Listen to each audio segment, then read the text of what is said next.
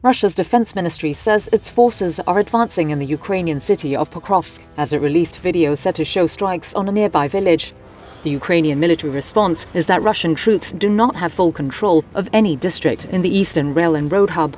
So why is there a long-running battle for its control? Pokrovsk is a logistics and transport base in eastern Ukraine's Donetsk province. Russians call it Krasnoarmeysk, its Soviet-era name. It sits on a key road used by the Ukrainian military to supply other outposts. It had a pre-war population of some 60,000 people. Most have now fled the city and its battered buildings. About 6 miles west of Pokrovsk is Ukraine's only mine producing coking coal used in its once vast steel industry. Operations were suspended in January. Ukraine still controls about 10% of the Donbas region, which Russia wants in its entirety. It's an area of just under 2,000 square miles in northern Donetsk Oblast, or province, in the Donbas.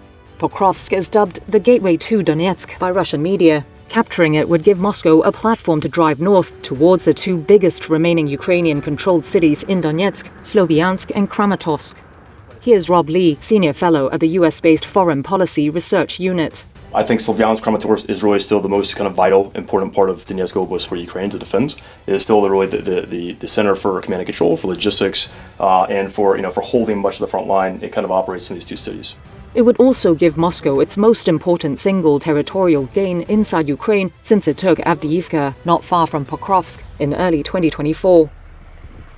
Moscow has been threatening Pokrovsk since mid-2024. Instead of a full frontal assault, its military is gradually encircling the city, deploying small units and drones to disrupt Ukrainian military logistics before sending in larger reinforcements.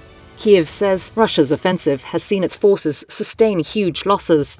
Moscow says it is Ukraine, with its much smaller population, that is at risk of running out of men, and that its own slower tactics are designed to minimize casualties.